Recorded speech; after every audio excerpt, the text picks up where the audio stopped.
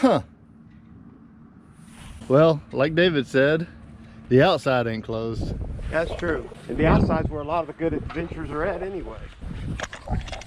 Now, I've been in this museum before, and it's really nice to have the last 100 yards and just some really nice exhibits, which obviously we can't see today, but we can shoot the outside. And there's, like David said, there's some nice stuff back here outside, so we'll check it out, see if we don't get booted off premises or whatever. But hey, we're probably the only ones here. Well, Iron Mike's here.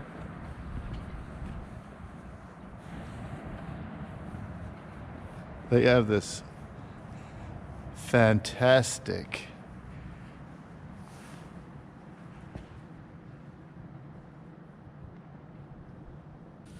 The Infantryman.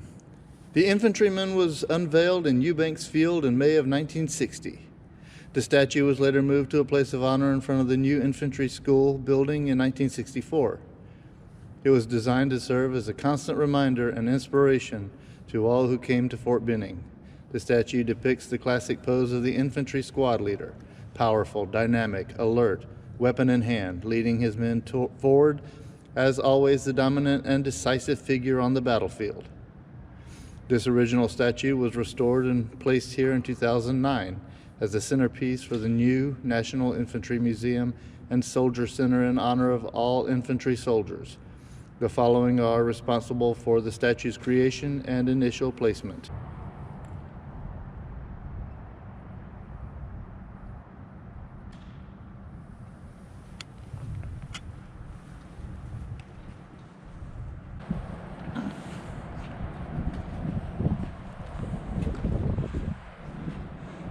This is one very large building. I remember when they built this, Brian, I remember them taking a crane and lowering that Bradley down the side of it. Wow. Because they couldn't drive it in, obviously, but they had to take a crane and set it in place. That's amazing.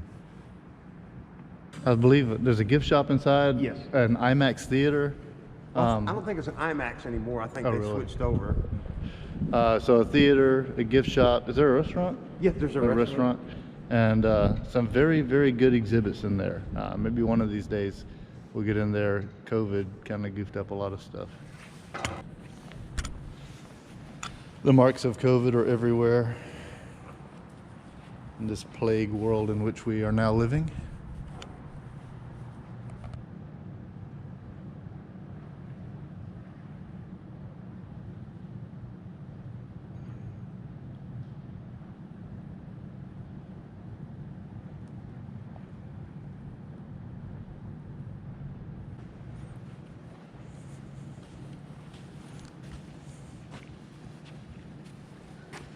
Let's see what the sign actually says on the door. Interesting. Well, can't fault them there. Yeah, it looks like the door's open. But it's not.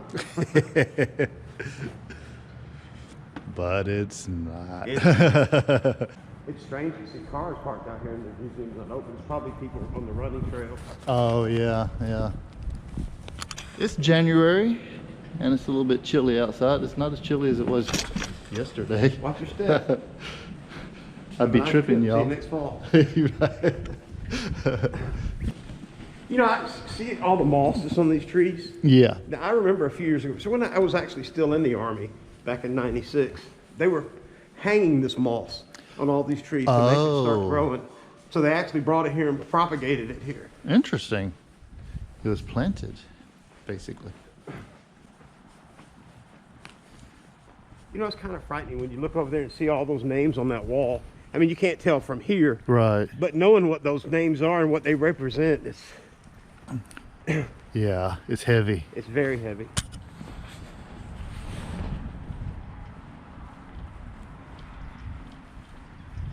That's a lot of names. It is. And I'm sure probably not all of them are on there. Yeah. It's a shame our society's built on a democracy to where you have to protect it. And look what's going on now in our nation's capital. Yeah. Our own people are fighting against each other.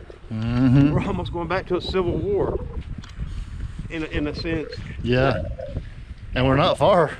It looks like from an actual hot Civil War Exactly. instead of a civil Cold War.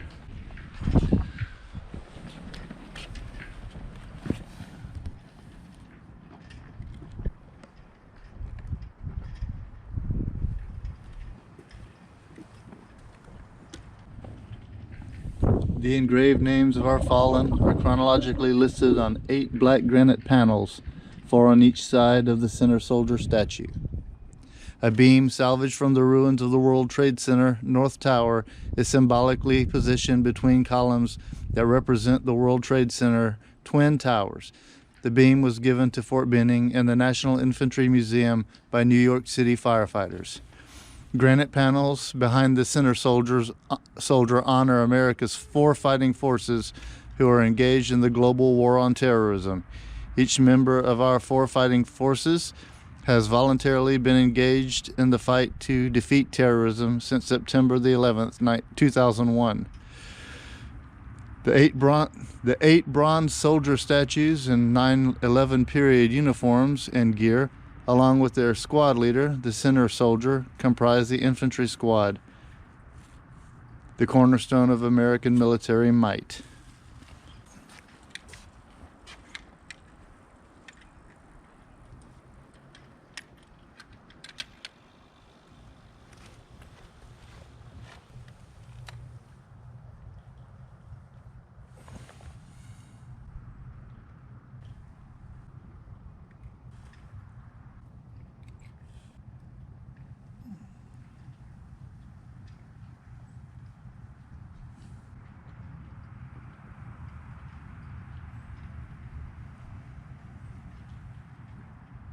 Our war on terror begins with Al-Qaeda, but it does not end there. It will not end until every terrorist group of global reach has been found, stopped, and defeated.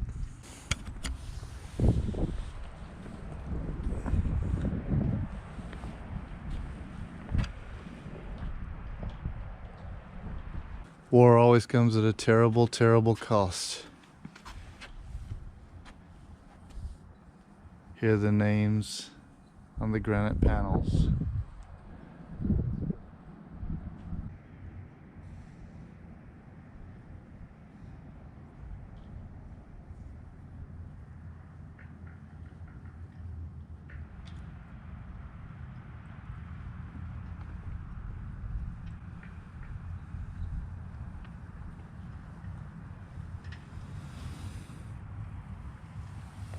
That's just a few names of one panel.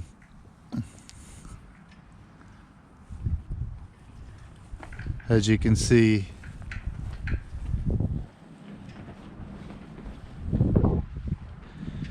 there are many panels.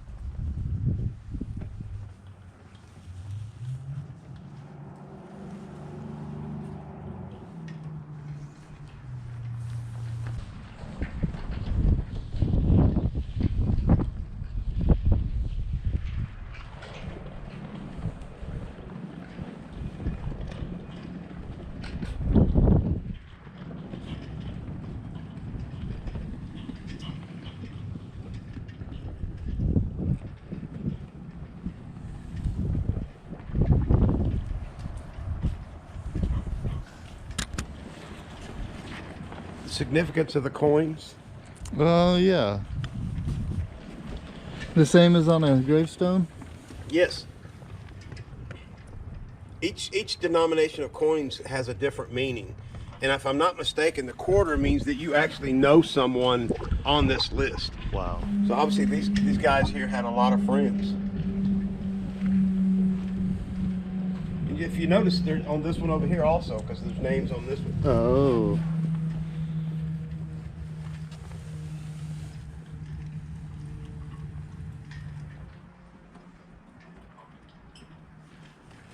And over here, an actual piece of the World Trade Center.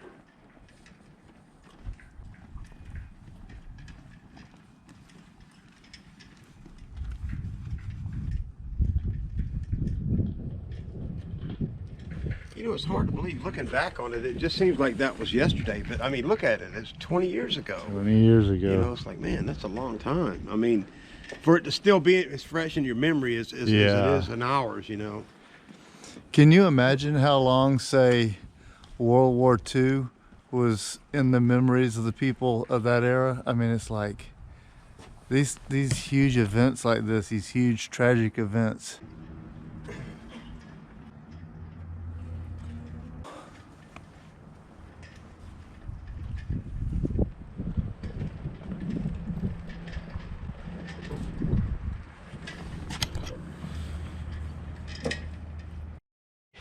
Say that again? It's weird seeing these barracks, but I actually, in my time in the Army, I lived in barracks like that. Open bay. It was just one big open bay. You had one big bathroom where all the showers were open. The crappers were just toilet seats sitting in a big room, and you just sit right next to your buddy and do your business, you know. How very Roman. And it had cold heat. You had to actually go out and had what they call a fireman. If you was on fire duty, you had to stoke the coals at night. Wow. That was your job, and make sure it didn't catch on fire and wake everybody up. And this is an old troop train. These used to run on Fort Benning. Wow. And they moved the troops around post. Let's have a look at this train, because I like trains. Don't touch or climb on the vehicle. What? I want to climb on the vehicle. Wow, look at that. That's I hear an cool. alarm or something going off. You hear it? Sounds like a fire alarm. Yeah, you see it flashing over there on the building. Oh, yeah. Maybe somebody entered it that wasn't supposed to. It wasn't us. It wasn't us.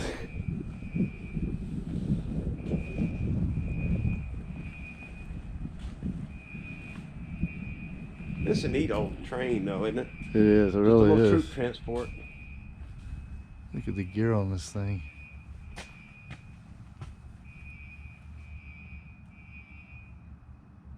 And it probably wouldn't take much to get this thing running again. Of course, I mean, you've got some severed lines on it, but they probably did that Oh, yeah. on purpose. Wow.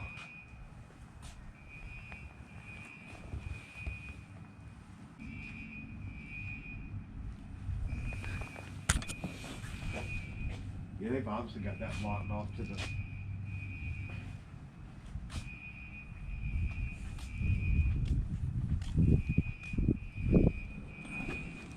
Huh.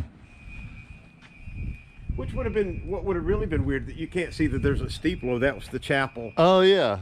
But this would have been troop barracks.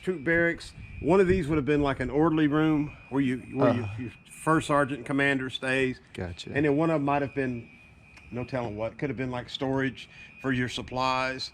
Then you would have had a dining facility. One of these buildings would have been maybe a dining facility where the soldiers ate. Wow. Well, let's walk down here a little bit, because you can see the chapel if you walk up to that fence. Yeah, yeah. So that might have been your dining hall back there. It looks Oh, like okay, yeah. That looks like a dining hall. Yeah, that's normally what they would have looked like. Because when I was in high school, ROTC, we had a summer camp here at Fort Benning, and we actually stayed in barracks like that also. Wow. When I was a kid, my dad was in the Army or had just gotten out, and I remember we used to go to Fort Benning a lot, and I remember seeing the old wooden barracks, like yeah. And I remember when it was announced that they were moving them out of the barracks, or they were closing the barracks down and getting new barracks or something. Yeah. This little church here was not uncommon for every little barracks, you know, area where we had soldiers like on weekends that, you know, you had time to, you know, to go to church and have services. And so each little compound of village, or compound of villages, each little compound of units had a chapel. Yeah. That's where Harmony Church, you hear the term Harmony yeah. Church? There was actually a church out there at one time, something similar to this. Main post had a chapel. But these little chapels were, Sand Hill had a little chapel like this. Wow. What's interesting to me is with all these fire alarms going off, there's no like fire people nobody coming to here. check on it. Yeah, this little area here to the, where these double doors are, Yeah. that would have been the area where you would have went in there and stoked the fire. Oh, Because you gotcha. had your coal. See, if you notice, there's a fireplace right there. Oh, yeah. And that would have been for your coal, where you burned the coal and stuff to heat the. It was a boiler actually that heated the water to make heat for the barracks. Wow. It's interesting how, what's the word I'm looking for? Primitive, it seems to have been. But that's at the time, that was the most efficient way we had to heat and cool our Yeah. homes and buildings and stuff. Because coal and trains transported a lot of coal. And you could find, I worked for a long time over, they call it Splinter Village. Yeah. If you know where that's at or where it used to be. It was a lot of old buildings like this they had renovated. I got you. And out behind the buildings there was little piles of coal. You could always dig through the ground and find little coal chunks. Interesting. It's still there. I mean, you can go there and pick up coal chunks every now and then, because that was the heating they used back then. They just put big bins and big concrete bins, or not concrete, but brick bins, and they just dump all the coal in there. Did somebody have a specific duty to go get the coal? Whoever was on fire duty. Oh, It gotcha. was like a right. duty. It just, they had a roster they run, and if it was your night on fire duty, you just it was your night on fire duty. You had to stay up all night and tend the fire. So were they comfortable at all? Well, they were just Army cots. But the thing is, you didn't have no privacy whatsoever. Right. You know, I mean, you had you and another guy on top. It's like you see in Gomer Pyle. Yeah. In the Quonset hut, same thing. It's just Wow. one big room. I mean, that whole bay, there was two beds there, two beds there, two beds there, you know, all the way down. Gotcha. Sorry, folks, shooting through this fence, but we can't help it. One thing I can say about military compounds, both now and back in the day, is everything was very neat and tidy. Yeah. If it wasn't, that sergeant came down on you like a ton of bricks. Well, you had what they call police call. Every morning you'd go and police up the area. When a bit of history on this field, when they first opened this up, Yeah. they had all the family members of like Roosevelt, surviving heirs to the family. I forget some of the famous, Eisenhower. Yeah. They had some of the famous generals here, and they had dirt from each war that the military has ever fought in. Wow. And they did a ceremony where they sprinkled the dirt on this field to commemorate Wow. the bloodshed of the human life that was lost there and the soldiers that were lost there. Wow. This sign I missed the first time around. The Chattahoochee Choo Choo. Here's a little route for this little train, how it went. Yeah. Pretty neat. It went all the way out to Harmony Church, all the way back to Main Post. Mm-hmm. That's quite a scale for something this small. Because Yeah. you figure it probably only went maybe at its max speed, probably what, 20 miles an hour? Yeah. You know, I mean, if that. From 1919 to 1946, the Fort Benning narrow gauge railway spanned much of the post, serving as a utility and as the primary means of transporting soldiers to and from their training areas. It also carried supplies and assisted in lumbering and gravel operations across the post. The railway grew from 2 locomotives in 1919, running on a mile of track, to eventual high point in 1923 of 20 locomotives running on 27 miles of track. Wow. Locomotive was a Davenport 262T. Here's a bit of trivia. Out in the center of this field, that wooden square, No, what is that? that was when you did your physical training. The guy that was leading the exercise would stand up there and demonstrate. Oh, I gotcha. Cool. And there's the chin-up bars over there. So it's kind of a little representation of what it would have been like during that time. You had your exercise field, and Yeah. this would have been a running track. That looks like it's a square here, but that would have been an actually track around. Yeah. This is just to scale. I mean, they've drawn it down to scale. I think ours was like a quarter of a mile, so you'd run it like 8 times, I think. LTC Frank G. Lumpkin Jr., World War II Company Street 700 Series building. In the fall of 1939, when the war started in Europe, the United States began a massive mobilization effort in the event we went to war. By November of 1944, the Army was able to house over 6 million troops in this country alone.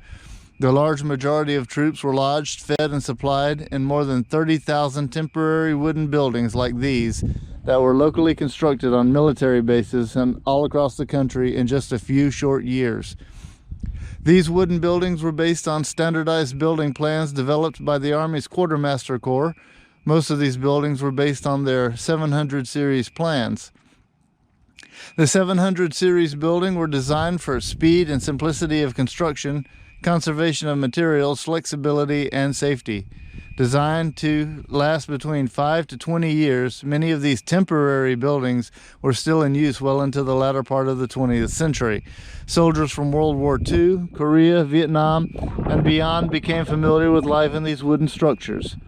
From these buildings and thousands like them across the country sprang an army that would fight around the world. Some men would fight in the European Mediterranean theater of operations, others in the Pacific or China-Burma theater of operations. Wherever they fought, it was the training and comradeship that was brought about from working and living together that made them a united force that would eventually bring about victory over the Axis powers of Italy, Germany, and Japan. Here's the tanks. Yep. That's an old Patton tank there. I don't know. This is like a World War II or World War One, maybe World War One, World War II.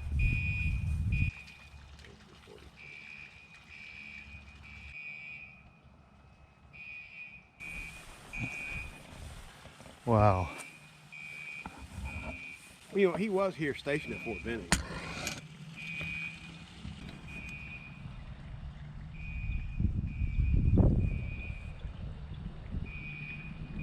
He was a soldier. He didn't play. No. He would come into the hospital and tell soldiers, like, get up out of this bed. He ain't nothing wrong with you. Sheesh. But I'm missing a leg. Well, you still got one. Hobble around. Patton was not your friend. He was your CO. Yeah, he definitely wasn't your friend. Remember, officers and soldiers, that you are free men fighting for the blessings of liberty. General George Washington, August 23rd, 1776.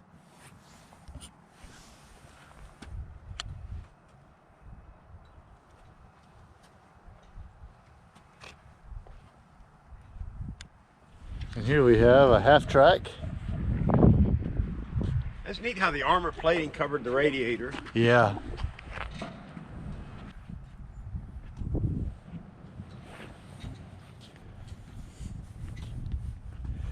Check out that gear.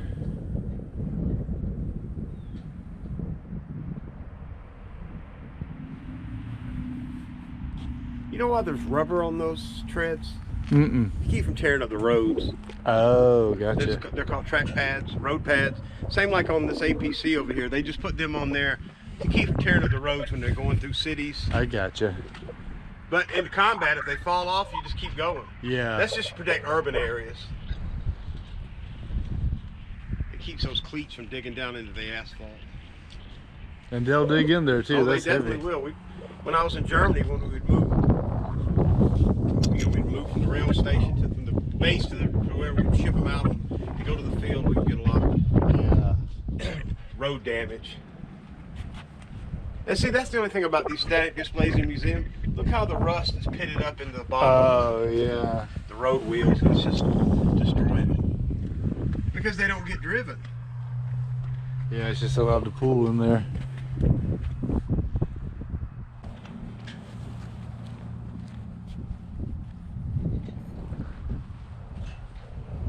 And then you come to the modern Bradley. I think that's a Bradley. Or is that an Abrams? I think that's a Bradley.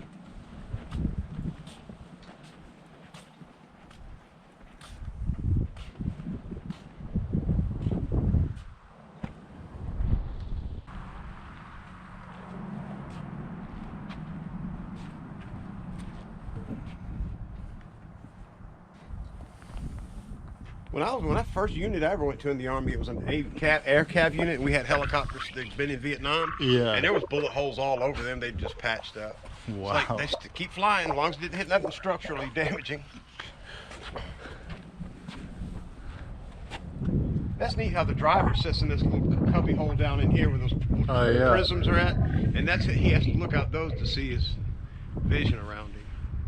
Then the gunner sits up on the top up there with that big gun. Wow. I think if I'm not mistaken, that's a 20 millimeter. See, this has really replaced that. This is an APC. Oh, okay. Pretty much the same. I mean, this is because troops go in and troops ride inside of this, but it Yeah. actually can defend itself. Those, all they would do was stick a machine gun on top of them. Gotcha. This is the new Bradley fighting vehicle. And see, you've got sights back here where they can see in the back. Your crew back here can see out. Oh, yeah. Wow. And probably different wars they've fought in. And along the side, there are plaques, Persian Gulf War, names in the concrete. So many names out here.